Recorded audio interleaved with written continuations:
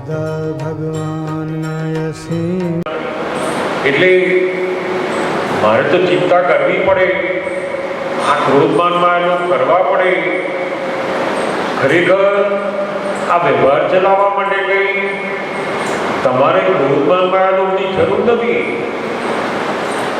જો ક્રોધમાન ના હોય તો વ્યવહાર પણ સરસ બને અને તમારી અંદર આનંદ સાથે તમે જીવન જીવી શકો.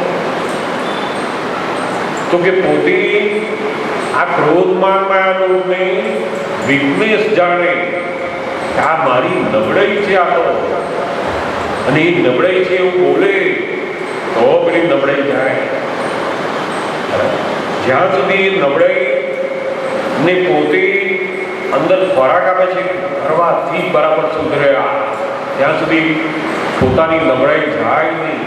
કોઈ પણ વીકનેસ આપણે કાઢવી હોય તો એનું અપમાન કરો કે નથી સારું. અને જો એવું બોલ્યા તમે, એવું જ અંદર રાખ્યું તો એ વીકનેસ ધીમે ધીમે ખલાસ થઈ જશે. ગમે તેવી વીકનેસ હોય તો પણ એ ખલાસ થઈ જાય. એ દાદા ભગવાન અહીંયા બહુ સરસ બતાવે કે આપણે હવે ફાઇલ નંબર 1 ને આ કહેવાનું હવે પ્રશ્ન કરતા પણ એ સેક્રેટરીઓ કશું ઇમ્પ્રૂવ નથી કરતી તો શું કરવું? એને સેક્રેટરીને કંઈ કહેવું તો પડે નહીં તો એ તો એવી ભૂલ કરી રાખે. એ કામ બરાબર કરતી નથી. દાદાશ્રી તે તો આપણે ચંદુભાઈને કહેવું કે એને ટળકાવો. હવે આ પહેલા આપણે ટળકાવનાર હતા, અંદર શું હતું? હું મને લડું, હું મને હું કરું. હવે દાદા ભગવાન ત્યાં શું જાગૃતિ રાખવાની? તો કે ચંદુભાઈને કહેવાનું ભાઈ નાટકીય રીતે તમે એને ટળકાવો છો. બહુ કડક વાત. કેટલાક લોકોની પ્રકૃતિ એવી હોય ને તો બિલકુલ એને કશું ફેર જ નહીં. કામવાળાને ભૂલ બતાવવાની બતાવે એટલે પેલા સમજે કે આપણું બરાબર જ છે. એ પણ ના ચાલે. ઘણી વાર માણસો બહાર ક્રોધ દેખાય નહીં, કશું કરે અંદર બધું અંદર બગાડે અને એ ક્રોધ પાછો પોતાના ઘરના વ્યક્તિઓ ને એમાં કાઢે. કહેવાનું પેલા કામવાળાને હતું, એના બદલે શું કરે છે? ઘરના જોડે. એટલે દાદા ભગવાને રસ્તો બતાવે છે કે તમારે એને લાગે કે આ ઇમ્પ્રૂવ નથી થતું, ના છૂટકે તો પછી પેલું મૂકો કે એને કહો આપણે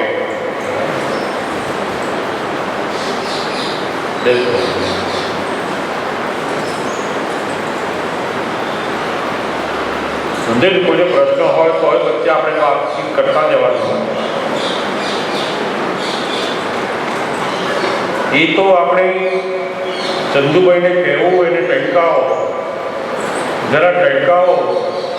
તારે આની પાસે કહેવું કે આ સંભાવે નિકાલ કરીને ટળકાવો. અંદર શું નક્કી રાખવાનું? સંભાવે નિકાલ કરવાનું નક્કી કરો. પહેલા આપણે મોટે ભાગે જે કાર્યો કરવા જઈએ છે ને એની અંદર આ આજ્ઞાની જે ગોઠવણી છે એ આપણે મૂકતા નથી. આપણે નક્કી શું કરવાનું? અંદર સંભાવે નિકાલ કરવો છે એમ નક્કી કરી પછી કરવાનું. મોટામાં મોટું જો તમે દાદા ભગવાન કે મારી આજ્ઞાનું નક્કી પણ કર્યું અને પછી વ્યવહાર કર્યો તો બધી જોખમદારી મારી. આ જે આપણી જાગૃતિ જ્યાં રાખવાની છે કઈ છે તો કે એની સાથેનો વ્યવહાર કરતી વખતે આપણે પેલું નક્કી કરવાનું કે આમની જોડે મારે સમભાવે નિકાલ કરવો છે.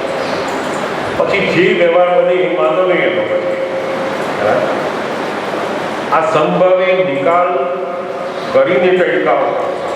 અમથા નાટકીય દગે લડવું કે આવું બધું કરશો તો તમારી સર્વિસ કેમ રહેશે એવું બધું કહેવું.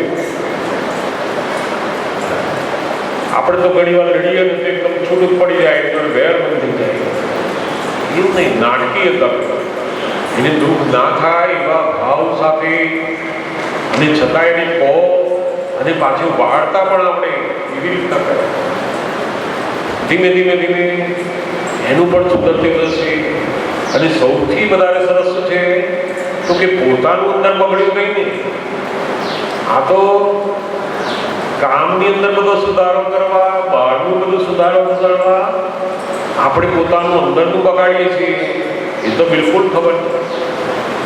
ઘરની કામવાળી હોય, બરાબર કામ ના કરતી હોય, એની જોડે એટલા ઝઘડા કરીએ છીએ કે અહીં તું કચરો બરાબર નથી વાળતી, અહીં બરાબર પોતું નહીં, તે અંદર બધું બગાડીએ છીએ.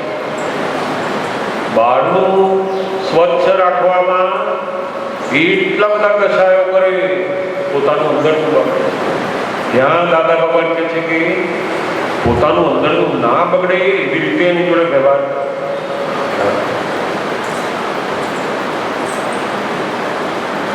પ્રશ્ન કરતા પણ એની વખતે સામે દુઃખ થાય ને આપણે કહ્યું છે ને કે દુઃખ નહીં આપવાનું બીજાને.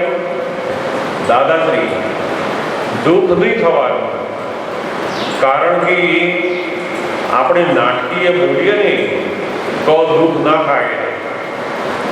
ખાલી એની મનમાં જાગૃતિ આવે, એના નિશ્ચય બદલાય, એ દુઃખ નથી આપતા.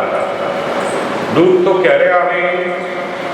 આપણો હેતુ જો હોય તો દુઃખ ઉત્પન્ન થાય. આપણો હેતુ દુઃખ કરવાનો હોય ને કે એને સીધો કરી નાખવું તો એને દુઃખ ઉત્પન્ન થાય. આ નાટકીય ક્યારે થાય કે પેલો હેતુ બદલાઈ જાય. આપણો જે હેતુ છે એને કે આને જેવું ના થવું જોઈએ એવો બદલાયું તો પછી એને અસરો નહીં થાય, અને છતાંય થઈ જાય.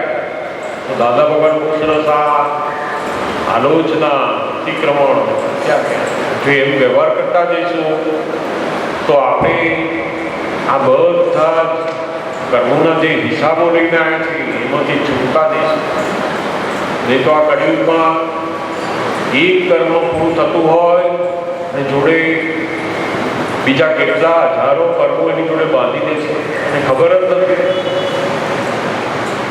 આ બહુ પોતાની જાગૃતિ માટેનો ઉપાય છે કે આ મનુષ્ય ભાવ એ કંઈ લડવા માટે નથી, ચિંતા કરવા માટે નથી, આ ક્લેશ કકડાટ કરવા માટે નથી. આ તો આપણને આ હિસાબો પૂરા કરીને છૂટવા માટે છે. એ જો સમજણ આવશે ને તો આનંદપૂર્વક જ્યાં છીએ ત્યાં આપણે આપણી જિંદગી જીવી શકીશું.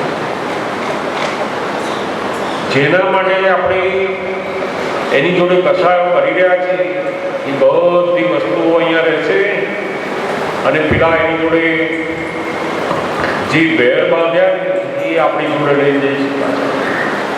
બહુ જાગૃત રહેવા જેવું છે આમાં.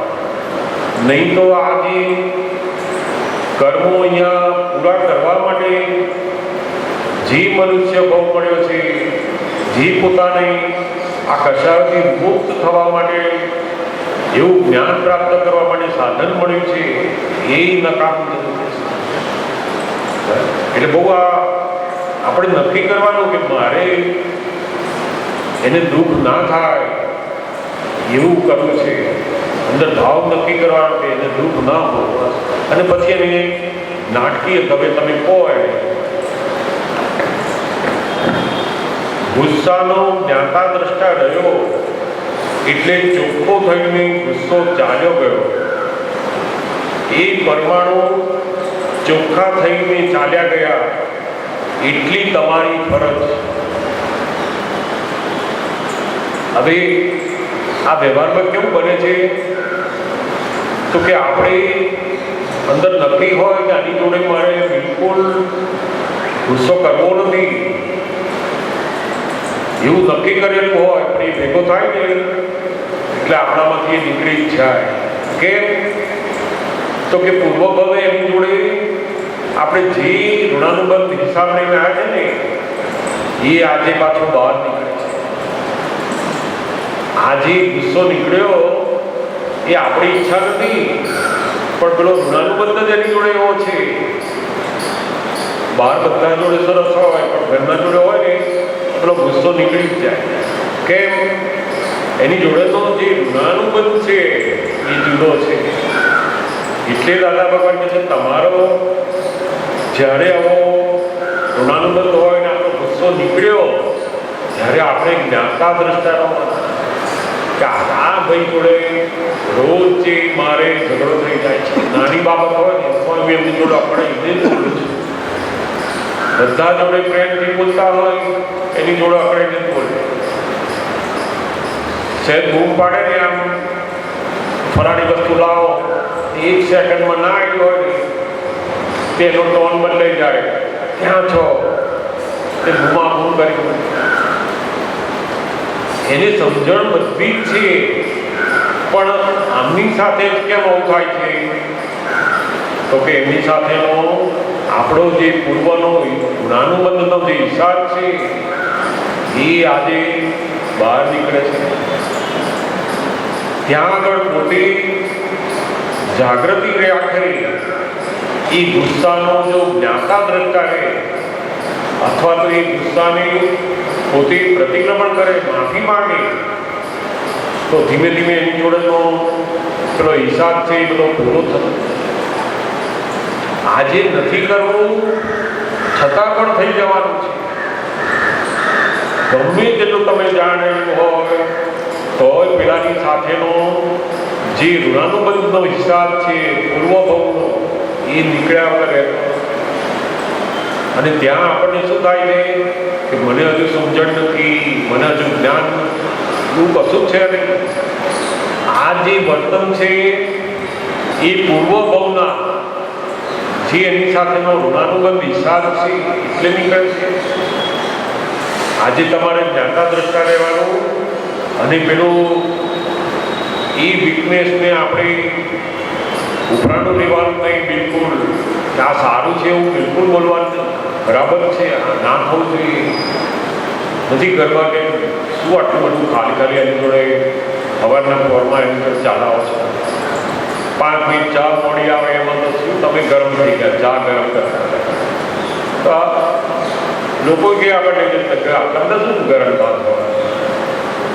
તો આપણે તરત કેવું કે હા ભાઈ મારી જરા વીકનેસ છે કે આપણે જ કહીએ. એમને સમજણ પડતી નથી. મારે કેટલાય કામ પડ્યા છે, બીજું કામ હોય પછી કરવું જોઈએ, એટલું માથાકૂટ કરવું. હવે આપણે પોતે ગુસ્સો કર્યો, એ ગુસ્સો અંદર થઈ જાય છે ત્યારે પોતે જ્ઞાતા દ્રષ્ટા હોય એટલે શું થાય? તો કે વીકનેસ ખબર પડે કે આ વીકનેસ છે. જો વીકનેસ ખબર ના પડી તો પેલા જ્ઞાતા દ્રષ્ટાનું ચૂકાઈ ગયું. આપણો પોતે શુદ્ધાત્મા થઈ જાણનાર રહ્યો તો ખબર પડે કે આ ના સારું કહેવાય. એટલે તરત તેને પાછું ફરવાનું કે મારે જરા ઉતાવળ છે ને મગજમાં, એટલે આ જરા ભૂલાઈ જાય છે, પણ તમે તમારે શાંતિ લાવ શું કહેવાય. એમ કરતાં કરતાં એટલી બધી વીકનેસ ગુસ્સાવાળી બધી ખલાસ થતી જાય. હા પૂછો વચ્ચે વાતો કરશું જો ને. આપણે આપણો સ્વાધ્યાય છે, આ દાદા ભગવાનની વાણીનો સ્વાધ્યાય છે. આપણે વાત કરીએ કે અકળાઈ જવાય કે કોઈક એક જ વ્યક્તિ જોડે, તો આજે હું પૂછવાની જ હતી અને વાત એવી નીકળી. મને ને અંકિતને એકબીજા વગર 1 મિનિટ પણ ના ચાલે અને એકબીજા જોડે 1 મિનિટ પણ ના ચાલે એવું. એટલે અમે ભેગા થયા હોય તો 1 મિનિટમાં એટલો ગુસ્સો પણ થઈ જાય, 1 મિનિટમાં એટલું બધું મજાક પણ થઈ જાય. અમે લોકો જો લડીએ ને તો બંને મમ્મી છે, પપ્પા છે, ઘરમાં કોઈ પણ હોય ને એ એવું જ કહે કે શાંત થાવ, તમારે બહેને જ્યારે હોય ત્યારે આ જ હોય. આમ બધાનું લાગતું હોય કે અમે બહુ સત્સંગ, પણ અમારે 2 હસબન્ડ વાઈફ અમે 2 જાણીએ છીએ ને. હમણાં તો કેટલા વખતથી એટલો ઝઘડો ને કે તું આખું જ બોલે, તું આખું બોલે, તું મારા માટે આખું જ ત્યારે તું મારા માટે વાંકું જ બોલે. એ સિવાય અમે બી વાત નથી કરતા. આજે સવારે પણ નીકળતા હતા અમે સવારે 5 વાગે, તો પણ અમારે બેને આમ અંદર આમ બોલાબોલી થઈ જ જાય નાની નાની વાતમાં. તો મને એવું પૂછવું હતું કે અમે બંને એકબીજાના દ્વેષના, તો હમણાં આપણે પારાયણ ચાલુ હતા દિવસ બુક વાંચીને તમે કીધું કે વાણીને વર્તનથી આપણા દૂર થયા હોય એના પ્રતિક્રમણ. તો મને એવું ખબર છે કે મેં હાઈએસ્ટ અંકિતના કર્યા છે, અને એ પણ હશે મારી સામે જોતા પ્રતિક્રમણ કરતાં કરતાં, કેમ કે એને પણ ખબર હતી કે અમે બંને આખો દિવસ એકબીજા સાથે ટસલ થતી જ હોઈએ. તો મને એવું લાગે કે હજુ શું ખૂટે છે આમ. કશું જ ખૂટતું નથી. એ જ બતાવે છે આપણને કે એમની સાથેનો આપણો જે પૂર્વભાવનો હિસાબ છે જે એ આજે બહાર નીકળ્યા વગર રહે જ નહીં. પણ કરવાનું શું તો કે જેવું પેલું અવળું નીકળે એટલે તરત જ પ્રતિક્રમણ પસ્તાવો એ આપણું કામ છે. અને ધીમે ધીમે આપણે સમજતું જવાનું કે આ નેગેટિવ શું છે, પોઝિટિવ શું છે. એમને કઈ બાબત, કયા શબ્દો નેગેટિવ લાગે છે, તો આપણે જુદા રહીને પક્ષપાત વગર જોઈએ આપણે પોતાનું. ઓહો, એમની વાત સાચી છે, આ શબ્દો નેગેટિવ છે એટલે મારે ધ્યાન રાખવું.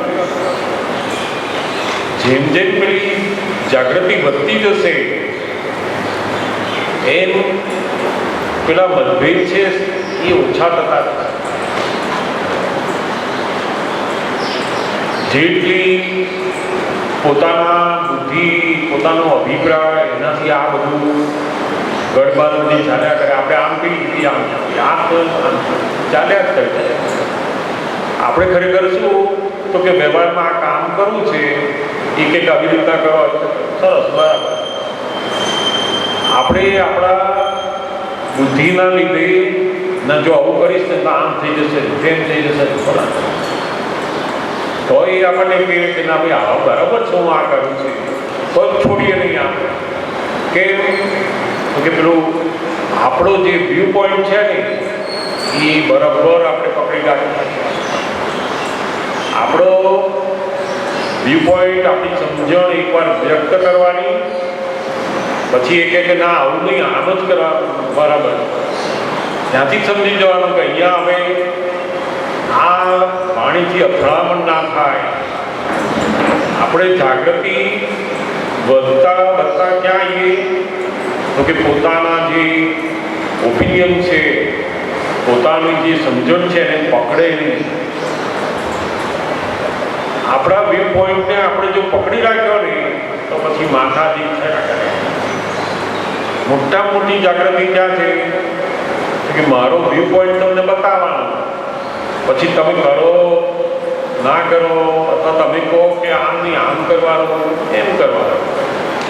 આપણને જેમ જેમ સમજ આવતી જશે કે આ ખરેખર બહાર બધું શેનાથી બની રહેવાનું છે, કે વ્યવસ્થિત નામની શક્તિ બધું કરવાની, એમના અભિપ્રાયથી, મારા અભિપ્રાયથી બધી દુનિયા ચાલવાની, પેલું વ્યવસ્થિત શક્તિ બધું કામ કરવાનું. એટલે આ વાણીની જે બધી અથડામણો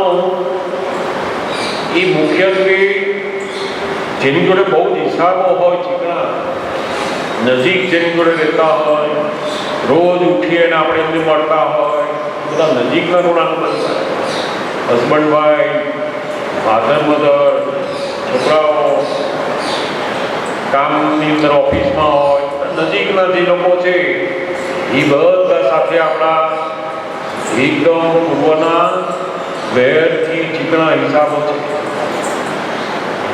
હવે એ ચીકણા હિસાબોના લીધે આ બધું થયા કરે છે, ગડબડ થયા કરે. આમ કરું, આમ કરું, ફલા છે, ના હું આમ કહું છું બરાબર છે, માથા કોઈ ચાલ્યા, કશું ખરીદી કરવા ગયા આ નથી બરાબર, એટલે કે આ બરાબર. એવી બધી જાત જાતની માથા તો બધી બાબતોમાં ચાલ્યા જ કરતી હોય બધા. અને ધીમે ધીમે એમાં સમજણ વધતા જશે ને કે મારે મારો જે વ્યૂ પોઈન્ટ છે એ બતાવવાનો, અને એ વ્યૂ પોઈન્ટ ના સ્વીકારે તો મારે એનો વ્યૂ પોઈન્ટ સ્વીકારવો. અથડાવાનું નથી મારે. એવી જો જાગૃતિ આવી ને અંદર તો ધીમે ધીમે બધું ઓછું થતું. એ તો બધું બહુ મોટું હોય. એ તો આ કસાયો બધા બહુ જ ઊંડા અંદર ઘર કરેલા હોય છે. એ તો બહુ ધીમે ધીમે જાગૃતિ વધતા મૂળ પોતાની આખી પ્રકૃતિ હોય ને એ અંદર આવે. આ કસાયોની આખી પ્રકૃતિ અંદર પડે. પોતાના વ્યૂ પોઈન્ટ મુજબ જો કોઈ ચાલે ને એની અંદર બહુ આનંદ આવે. શું થાય એ તો બધા બહુ કસાયો અંદર જબરદસ્ત કામ કરતા. પણ એટલે ઊંડે સુધી ના જવાય તો પહેલાં અહીંથી શરૂ કરવાનું કે મારે મારો વ્યૂ પોઈન્ટ એમને દર્શાવવાનો ને એ વ્યૂ પોઈન્ટને ના સ્વીકારે મારે એમનું સ્વીકારી લેવાનું. કારણ કે બનવાનું છે ને આધીન છે, વ્યવસ્થિત ના આધીન છે. તમે એક વાર કહો, બે વાર કહો એનો વાંધો નહીં, પણ પછી આપણે તરત નક્કી રાખવાનું કે આ મારો જે વ્યૂ પોઈન્ટ છે ને એ છોડી દો. જે પોતાનો વ્યૂ પોઈન્ટ છોડી લીધો એ દાદા કે અમારો મહાવીરનો થયો. ગમે તેવો સાચો કે ખોટો, ભગવાનની ત્યાં તમારા વ્યૂ પોઈન્ટની કોઈ કિંમત નથી. તમે શું કામ કરો છો એની કિંમત. પણ તમે કેટલા કસાય ઓછા થયા, કોઈની સાથે વેર ના બંધાયો, એ મોટા મોટું કામ કરે. આ વ્યવહારની અંદર સૌથી મોટી જાગૃતિ શું છે કે કસાયો ઉત્પન્ન ના થવા, નવા વેર જે ના બંધાય એ મારી. થોડા પૈસા ગયા, થોડું કામ ઓછું થયું, બગડ્યું, અંદર આપણે નક્કી રાખવાનું કે આના કરતા કિંમત શેની છે, પેલી કસાયો ના થયા એની કિંમત. જેમ જેમ સત્સંગ મળતા સમજણ આવતી જશે પછી આપણા વ્યૂ પોઈન્ટનો બહુ આગ્રહ રહેશે નહીં. આવી ગઠબંધો તો ચાલ્યા જ કરે બધાને. જેની જોડે હિસાબ હોય એની જોડે ચાલવાની. એમાંય હસબન્ડ વાઈફ હોય ને તો ચાલ્યા જ કરે છે. એટલે કે આમ કરો, એટલે કે આપણે ફોન ના લીધા, આ લીધા, મૂકોનો ફોન હવાથી ફોન લઈને પડ્યા, બધું માતાજી ચાલ્યા જ કરે. કોઈ છાપામ પડે, કોઈ ટીવી પડે. આપણી ડિઝાઇન અને એની ડિઝાઇન બેમાં મેચ થાય જ. એની જ આ ગર્ભનો હિસાબ કહે છે ને, એનો હિસાબ લે તો મારી ડિઝાઇન અને એમની ડિઝાઇન ભેગી થાય. આ તો આપણે ઋણાનુબંધ હિસાબથી હસબન્ડ વાઈફ બન્યા છે, પણ ડિઝાઇનો તો બધાની અલગ અલગ છે. ઘરમાં 4 જણ હોય, ચારેયની ડિઝાઇન અલગ હોય. અને ત્યાં જ આપણે પેલી જાગૃતિનું કામ લાગે છે કે આમાં શું કરવું આપણે. નહીં તો આખો દિવસ માણસ શું કરે છે કે વાણીથી અથડાયા કરે છે. આ વાણીની અથડામણ બહુ મોટી અથડામણ છે. અને આપણા કયા મુજબ જો ના કરે તો અહીં અંદર બધી અસરો ઊભી થાય. તો એ અસરો શું છે તો કે પેલું આપણો જે અંદર કસાય પડ્યો છે, માન નામનો કસાય, લોભ નામનો કસાય, એના આધારે પણ થઈ રહ્યો છે. એટલે ત્યાં આગળ આ વ્યવસ્થિત કરતા છે. આ બહારની કોઈ વ્યક્તિ કશું કરતા છે નહીં. આપણે એને સમજાયો હોય બધું તો હોય જાય કરવા તરફ ઊંધું થાય. બને ને એવું એને આ પાડી સમજી ગયો પણ છતાંય કરવા જાય ને પાછું ઊંધું કરી દે. આપણને આટલું બધું સમજાયું તને આટલું બધું કર્યું પાછું શું પાડ્યું. એ કોણ કરે છે આ બધું? એટલે આ મોટામાં મોટું જે આપણી અણસમજણ છે ને કે આપણી સમજથી દુનિયા ચાલે છે એ જ રોંગ બિલીફ છે. આપણી સમજથી આપણે નથી ચાલતા અને લોકો નથી ચાલતા. આ તો કેટલા બધા સંજોગો ભેગા થવાના, એના કર્મના ઉદય આપણા એના બધાના અધીન ચાલતા. એટલે વ્યવહારમાં આપણે શું કરવાનું તો કે આપણો એક વોટ છે એ મૂકવાનો, એ ના સ્વીકારે, સમજી જવાનું કે આ વ્યવસ્થિત કંઈ જુદું છે. અથડામણમાં નહીં આવવું એ બહુ મોટી જાગૃતિ છે. ત્યાં મારો વ્યૂ પોઈન્ટ સાચો છે એવું જે અંદર આપણો અભિપ્રાય છે ને એ અથડામણ કરાવે છે. મારે એમને કહેવાનું કે આવું હોય તો સારું, બસ આપણો જે દ્રષ્ટિબિંદુ છે આપણો એ જણાવી દીધો. પછી એ ના થયો સમજી જવાનું કે વ્યવસ્થિત છે. ધીમે ધીમે અથડામણ બધી ઓછી થતી નથી. સમજાય ને? બોસ જોડે હોય તો શું કરીએ? હા કરીએ ને. આપણે કહીએ સર આવું નહીં, આમ કરવાના. એ કે નહીં, મેં તમને કહી દીધું ને તો શું કરીએ ત્યાં? યસ. કેમ? ત્યારે આપણો વ્યૂ પોઈન્ટ છે, આપણને ખબર છે બધી, તો નથી બોલતા. કેમ નથી બોલતા ત્યાં? તો કે આપણો અહંકાર ભૂલી જાય છે, કંઈ બોલાયું નહીં. બોલીશું ને તો કાઢી મૂકશે ભાઈ. બધી જાગૃતિ ઊભી થાય છે. જાગૃતિ શું કામ કરે છે? તો કે વ્યવહારની અંદર બોસ જોડે, પોલીસવાળા જોડે, બધાને આપણને ત્યાં કંટ્રોલમાં રાખે છે. અને જ્યાં આગળ આપણી આ જાગૃતિ રહેતી નથી, કંઈ શું અનુફળ આવશે ત્યાં બધું એમનું થયા. ઘરના વ્યક્તિઓ સાથે, બાળકો સાથે, કામવાળાઓ જોડે, હસબન્ડ વાઈફમાં ચાલ્યા જ કરે છે. કારણ કે જાગૃતિ જ નથી રહેતી. એટલી પેલી વાણીની બધી અથડામણો એની મેળે ચાલ્યા કરે. ધીમે ધીમે સમજણ વધતા જાગૃતિ આવશે ને પછી અથડામણ જ નહીં થાય. આ બધી જાતની અથડામણો ધીમે ધીમે બંધ થવા મળશે. ને જ્યારે આવી બધી અથડામણો બંધ થાય ત્યારે પોતાનું જે અંદર આનંદ છે, એનું સુખ છે, અનુભવ કરે. અને જીવન પણ એને જ કહેવાય ને. અથડામણ ના હોય એને તો ઘર કહેવાય, એને જ જીવન કહેવાય. જેમ નીચી જ્ઞાતિના નીચા માણસો હોય ને, મજૂર જેવા, સામે લડે, મારામારી હોવ કરે. અને બુદ્ધિશાળી માણસો ભણેલા ગણેલા હોય શું કરે? મારામારી ના કરે. અંદર મન મારે, મનથી મારે. પેલી બુદ્ધિથી મારે, મનથી મારે. દાદા કે ભયંકર પેલો બહારથી જે મારામારી કરે છે એ તો છૂટી ગયો છે. પણ આ જે તમે મનથી, તમારી બુદ્ધિથી એને મારો છો ને, એ તો ભયંકર અંદર દોષો બંધાય છે. નવા બીજ નાખી રહ્યા છે. ધ્યાન જાગૃત રહેવાની જરૂર છે કે આ અથડામણ ના થવી જોઈએ. મારે આપણે નક્કી શું કરવાનું કે મારાથી અથડામણ ના થઈ ગઈ એનું પ્રતિક્રમણ મૂકો.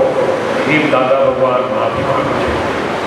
એમ કરતા કરતા એ પાછા આવીશું આપણે. દાદા ભગવાન પોતે પણ કહેતા નહીં કે અમારે આખો દિવસ એક જ જાગૃતિ હોય. કઈ કે અમારે આટલા બધા મહાત્માઓ આવે, એક મહાત્મા જોડે મારે અથડામણ ના થાય, એ મારે જાગૃત રહેવાનું. એ જાગૃત ના રહે, મારે રહેવાનું. એ જ્ઞાન પામે, સમજે કે ના સમજે, આવે ના આવે, મારે નહીં જોવાનું. મારે શું જોવાનું? એની જોડે અથડામણ ના. કારણ કે એનું ઠેકાણું ના હોય, પણ મારે તો જાગૃત રહેવું પડે. એટલે આ બહુ મોટી આપણી જાગૃતિ છે. એમાં આ મારાથી અહીંયા ના થાય એવું નથી, થાય એવું જ છે.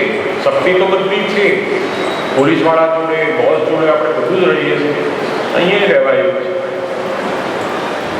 જેમ જેમ એ સમજણ આવતી જશે ને એમ પોતાના વ્યૂ પોઈન્ટનો આગ્રહ છૂટતો જશે. જેટલું વ્યવસ્થિતની આજ્ઞા, પોતાની ધાર્યું કરવાની પકડો બધું છૂટતું જાય એમ અથડામણ બધી ઘટતી જાય. સમજાય ને? અશોક કાકા, અમને એકચ્યુઅલી શું થાય કે મને એના તરફથી એક્સ્ટ્રા પેમ્પર જોઈતું હોય, કેર જોઈતી હોય, ટાઈમ જોઈતો હોય, હા, અને એનું શેડ્યુલ બિઝી હોય, એટલે મને ને એને એ વાતથી જ થાય કે ટાઈમ નથી, એકબીજા જોડે ટાઈમ નથી, એની જોડે થતું હોય અમારે. બરાબર. હમણાં અમે લોકો નવું બધું કરી રહ્યા છે ને, એમાં પણ અમે હિંચકો અને બધું તો બધું લાવીએ છીએ ખરા, પછી પાછા એકબીજાને કંઈ પણ લઈએ, ટાઈમ હશે તો બેસીશું જોડે એમ. એટલે એ કરતાં પણ પાછા એકબીજાને કહેતા છે, તારી પાસે ટાઈમ હશે તો, તારી પાસે ટાઈમ હશે તો. એટલે મને એની પાસેથી જે એક્સ્ટ્રા પેમ્પર ને કેર ને ટાઈમ જોઈએ છે ને, એ એના કારણે જ પછી મારાથી એના પર અકળાઈ જવાય. બધા આમાં કેવું છે કે મોટાભાગે સ્ત્રીની જે પ્રકૃતિ હોય છે એમાં શું જોઈએ તો કે એની વાતો કરનાર, સાંભળનાર, એની જોડે કામ કરનાર, શેર કરનાર, એની હંમેશા હૂંફ નામની વસ્તુ એની સતત જોઈતી હોય. એ પ્રકૃતિ હોય બધા જ બહેનોની, મોટી ઉંમરના હોય કે નાની ઉંમરના, બધા બહેનોની મોટા મોટી જરૂરિયાત છે એની કે હૂંફ. અને એ હૂંફ માટે અંદર પેલી બધી અપેક્ષાઓ ઊભી થાય કે મારી જોડે આટલો સમય રહે, આ પસંદ કરવામાં, ગોઠવવામાં, આની જોડે વાત કરવામાં. મૂળ પોતાની જે અપેક્ષા છે એ પ્રમાણે જ્યારે બહાર ના બને તો દુઃખ ઊભું થાય. અને પુરુષને કેવું છે તો કે એની આખી માન પ્રકૃતિ હોય, અને એ માન પ્રકૃતિમાં એની જ્યાં માન મળતું હોય ને ત્યાં એ વધારે સમય એ પોતાનો વ્યક્ત કરે, ત્યાં જ રહે. ઘરમાં આવે અને એને પેલું માન મુદ્દા કે દેખાય છે એટલે એના કરતાં કે ફ્રેન્ડ સાથે કલાક ગપ્પા મારીએ બહાર, ઘરે આવ્યા હોય તો પાછો બહાર જતો, જેવું જમ્યા એટલે વાતો કરી થોડી બહાર જતો. કે પેલું માન છે ને એમનું એ ક્યાં પોસાય છે